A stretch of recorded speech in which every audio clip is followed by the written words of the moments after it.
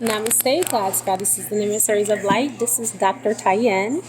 And if you're new to my channel, please like, subscribe, and do not forget to hit that notification bell so you can be updated on my latest and my current videos. Welcome, welcome, welcome, everyone. I want to talk to you today about twin flame energy and the twinning event and how it is so important once you come into contact with your twin flame, whether it's on the astral plane of existence or on the physical 3D dimensional plane, how important it is to hold the frequency for your twin.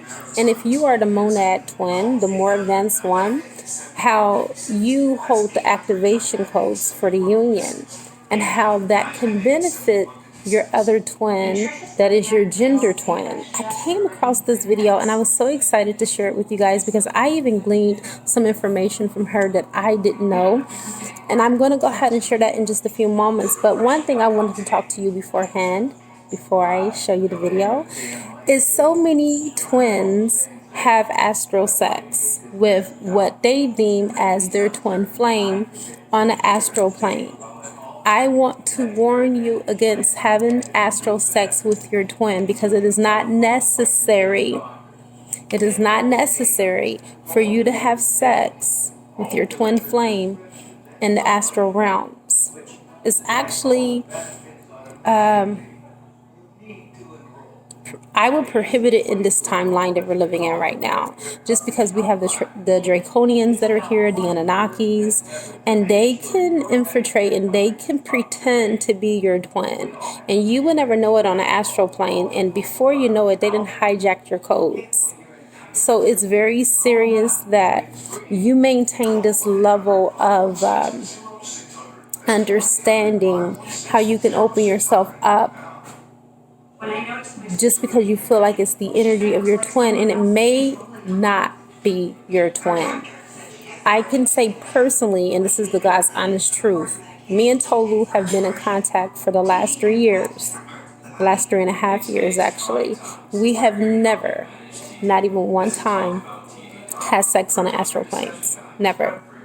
So a real twin is not going to need that. Like, we have connection, we have contact, which is sufficient for our union. Thank you.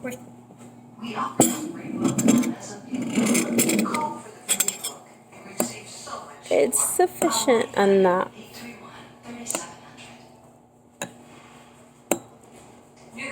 It doesn't require that we have to have astral sex. Do you see what I'm saying? So I just want you to really protect yourself, be knowledgeable, and know that if this is your true twin flame, that the event has already been set by source for you and your mate, your twin flame, to be able to meet in this lifetime on your last lifetime on the earth, right before ascension. And the reason why is because once you two meet, you guys ascend together. And you ascend a lot faster. So I'm going to go ahead and get to my lunch. And I'll let you go ahead and look at the video that I came across that I felt like it was fantastic information that I wanted to share with you as well. All right, you guys, namaste. And here she comes. If the Dario seal and activation of Stargate 6 was initiated and just left at that, it would kill most people on the planet. It would create total deterioration over a few years of the immune system and all the body systems, because the body could not hold that amount of frequency that rapidly. Now, if the Guardians are going to intervene and try to get the place back, they're not going to do it and then let everybody get wiped out anyway. They wouldn't do it unless there was something that could be done about that. And this is where the twinning event comes in. We'll talk more about the details of the twinning, because it's kind of complicated, tomorrow. The twinning comes down to a very personal reality that some people know about and most people don't. That when we incarnate from the higher levels, from density 2, and we come down into density 1, we come in something called a 12 clock, or a cycle of 12 simultaneous incarnations placed in various different time vectors within the same Earth cycle, different time periods, but in the same cycle. We come in with something called a twin, a gender twin, which is ourself, but in the opposite gender of what we are here. Now, most people, unless you happen to be indigos, I'll tell you about most people first. Most people come in with their gender twin, but they don't run in one given lifetime. They will not run into their gender twin in every lifetime. Only in the last lifetime before ascension. They will meet their gender twin, and they're like those, sometimes they're those like love at first sight, just, fall in love. You see, once in a while, you see these couples that have this really special weird thing. They're just really together. And even when they can fight and be mad at each other, but there's still this love bond between them. You can feel it. This is indicative of gender twin, natural gender twin relationships. Gender twin relationships are very special. Now, some people's gender twins pass on before they do, and they'd be like before in between lifetimes and not on planet. There's a lot of variations on this. But when we come in as regular human beings with 12-strand patterns, we have our gender twin that we would naturally meet at the end of our cycle of 12, where we'd come together and then we would merge. And usually they end up as romantic couples, because when you combined, there's a lot of people don't realize, sexuality is about combining Kundalini coding and DNA coding. When you unite with someone, you are taking on part of their codes, and they're taking on part of your codes as far as the template, scalar wave patterns.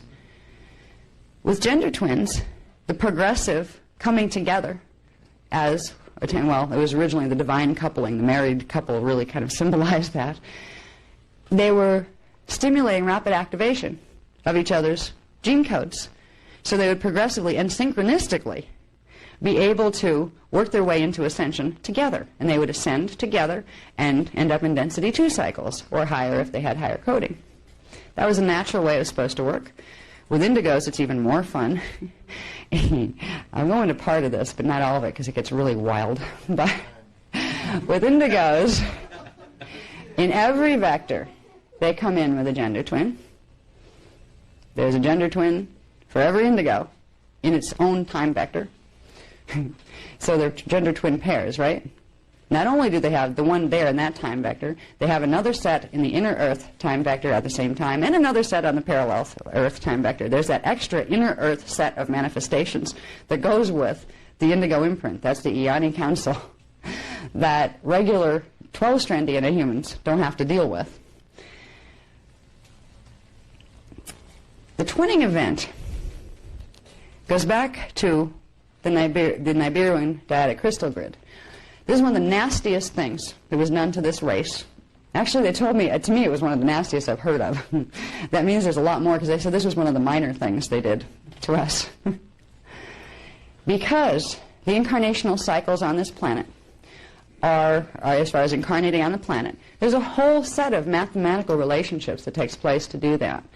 We come in with our twins, and if the Earth cycles are working normally, we meet our twins at the end of our 12 cycle, and then ascend for regular humans. What they did with the dyadic crystal grid was throw codes in that mismatched and scrambled the timelines just enough where gender twins could not come together. That kept everybody trapped down here. Because if you don't merge with the coding of your gender twin, either here or on the astral, you don't get the final activation where you both become one again to get up to the next level. That's one of the ways they entrapped human souls here, is scrambling the timelines and Earth's grids. So the natural gender twin cycles would not come together. And what they did instead was they tried to pair up humans with Anunnaki to continually hybridize, progressively trying to hybridize us out of our 12-strand potential. With the Ioni Council, it had the same effect. But the thing with the Ioni Council is, being an indigo child has some special features. Not only do you not just have 12 strands, you have anywhere from 24 to 48 strands. Now with the human imprint, the simple 12-strand imprint,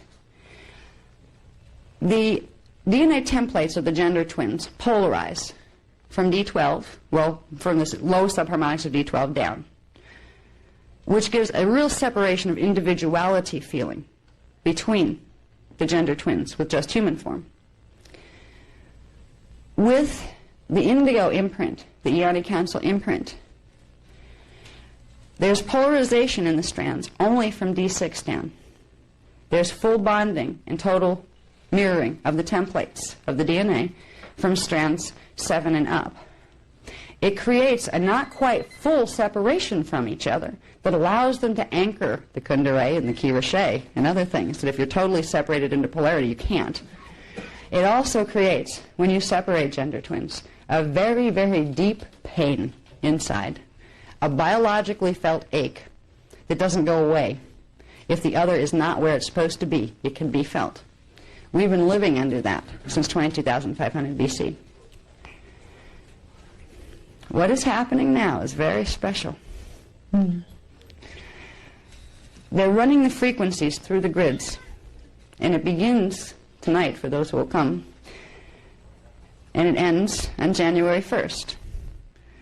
That will begin to reprogram some of the scrambled timelines.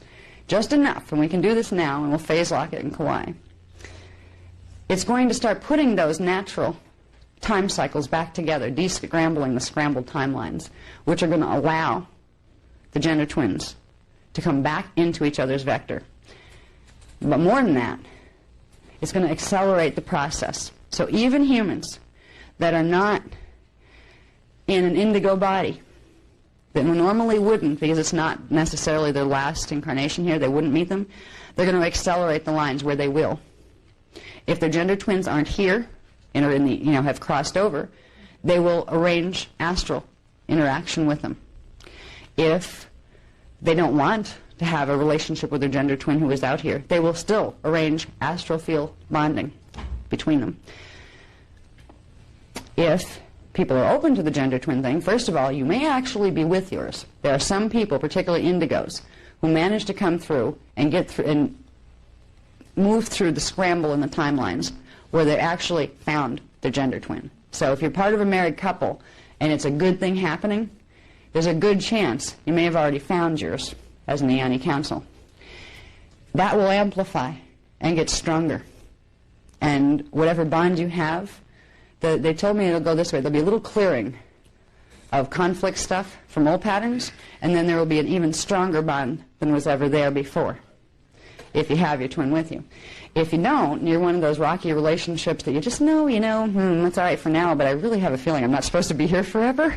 It may be the fact that you're still paired with an Anunnaki or a Draconian that you don't belong with. They don't belong with you any more than you belong with them. They can't ascend either that way. Okay? The grids are going to do this on a mass level. They're going to reorder the timelines to start bringing the gender twins back together, both in the Eonic councils and in the general human populations. It's going to cause some chaos, I imagine, in marriages and things that aren't real good. If you're not really with the person you're supposed to be with, you're going to find out fast, probably, because it'll kick up all of this stuff that is disharmonic between you. But if you have, now gender twins, this is where the harmonic versus not harmonic comes into. Gender twins share the same DNA template, one spliced into the magnetic, base magnetic, where it's more drawing frequency, which would be female, and the other being its replicate in the base electrical, which would be the male body form. So it's literally, there are men and women on this planet whose DNA templates, the codings and the templates beneath the manifest strands, and which is reflected in the manifest strands, actually have total compatibility. Others have some compatibility. Some have no compatibility. This is where it's kind of funny. You watch science trying to figure out, where does human attraction drive come from? Maybe it's pheromones, Well, pheromones may have a part in the process, but it doesn't start there. Attraction to each other has always been about the DNA template. Our intimate relationships have always been about ascension. And that truth was denied us because of the manipulation that's been here since 22,500 BC and before, some of it. There are some people who will have connection with their gender twin on the astral levels There are some who will meet them physically and some who are already with them. The reason it's being done is because when you bring gender twins together and begin the fusion of their DNA strand templates, they can hold in each of their bodies 3 times as much energy as either could hold alone. So if they're going to amplify the grid speed to the point where it would basically biologically kill everybody because their bodies can't hold enough frequency, you pair them up with a buddy that has a matching DNA template, and you can hold 3 times the amount of frequency, which A, creates immunity to the grid acceleration, and B, makes you a very powerful resource, if you so choose to serve that way, to anchor higher dimensional Merkabah vehicles. If you're a small gender twin coupling or it was just the person from this cycle that you were intended to meet, you will be able to anchor what's called a holophase Merkabah, which is a 6th-dimensional Merkabah. A Merkabah is basically an electromagnetic field in the shape of a star tetrahedron that at its core has something called a form constant space. It's a space, a spherical space that forms inside of these electromagnetic currents, spiraling, counter-rotating electromagnetic currents in the form of a star tetrahedron, that creates reality fields. When you create your Merkabah vehicle, you're literally activating things in the body that create this spherical form constant light bubble around you in your auric field that allows you to pass through stargates without frying. Now, when you bring gender twin couples together, they have the ability to rapidly activate their own Merkabah, accelerating their own DNA strand template activation and such. But they have the ability to start bringing in the frequencies depending on what their particular coding. Indigos, you put gender twin indigos together, they can anchor the Kundalini, parts of it anyway, depending on if you have 48 codes, you can anchor the whole darn thing times 3, not just times 1. So people who come together, particularly the Ioni Council, who have that ability to anchor alone, they can anchor the Kundalini. You put them together with their gender twin, they can anchor 3 times the amount of Kundalini frequency. Kundalini frequency coming into the planetary grids will allow something besides not getting fried on a biological level, as far as your twin, being with your gender twin will help this. You may find them popping up in your life. It starts in January 1st it starts, and it's going to move rapidly, I think, because the time is so short, but to the end of the year that we need to get some of this stuff accomplished. But gender twins who are aware that that's what's happening are going to be asked if they're willing to create something called safe zones, where, and it's funny, you don't have to be an intimate couple. You may find your gender twin, and you may be in a relationship that you really value. That will be respected, though you may find yourself compelled to really needing to find a way to work it out. Because there's a real strong biological draw, usually, between gender twins. It's just, really there, which they're trying to repress right now with those crystal grids that we're going to reprogram. Secondly, you'll be able to begin creating safe zones on the planet. This is also needed if we're going to activate Stargate 6 to reclaim Stargates 4 and 5 and get them back under burnout protection. The planet needs to be able to handle that frequency, not just the human gene code. If we can build Merkabah sites, which are, we run them a hierarch seal, and there's going to be a certain technique that they give us to do this that will be in writing before you leave. It creates a safe zone site where it creates a space. It'll create a holophase Merkabah, which is a 6th-dimensional Merkabah. That's a plug for 6th-dimensional frequency from the stargates to come in and synthesize through so it doesn't hit the grids and just start creating chaos. We need to help create Merkabah safe zones. There are also zones that, within them, they create a form constant within their area. And they'll be getting a lot more information on this as we go along, but this is the basic concept of what they're wanting us to do if we're willing to help. Wherever we are, we can learn to run the technique just to anchor and say, okay, yeah, I'll anchor one here, anywhere you want. Every step I take, let me anchor one, go ahead. You can have fun with this. It helps your system, because every time you assist in anchoring a Merkabah, it assists in accelerating a bit of your own DNA template. in your own spiritual integration process. Right. But yes, you can pass it on with your mate.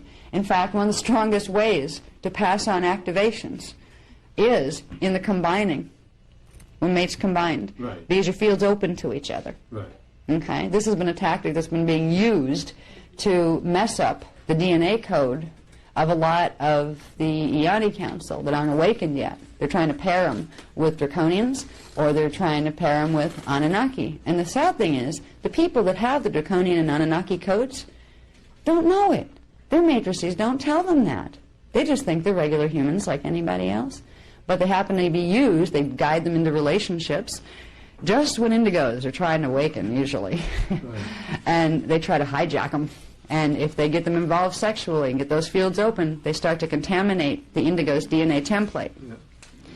All right, so this has been going on all through the New Age movement, but it's been going on all through human history since at least 22,500 BC, actually, but it's been upstepped lately. So yes, you can use that principle in reverse for good things. Right. You can bring the frequencies, Maharic frequencies, into your field and pass them on to your mates or to your lovers. You can even pass them on to a smaller degree in a hug to someone. Mm-hmm. But you always ask first. If you can't ask them directly because you have to explain a billion things they're not going to understand, put out a call to their own avatar level and say, is it okay if I do this? Because you don't put anything in anybody's field without asking permission. And if they can't answer you here because they don't have the knowledge base to where your words are going to make sense, you do have the right to, from your avatar level, bring in that silver level of yourself, that pale silver avatar self, and ask your avatar level to ask their avatar level if it is all right that you bring this frequency to them. And you'll get a feeling. I mean, if you have direct, open communication, you'll get a yes or no, or maybe or not today, maybe next week. But if it's a no at that moment, you'll get a feeling, not right to do right now. There's something that doesn't feel right, that I get a feeling that I'm not supposed to.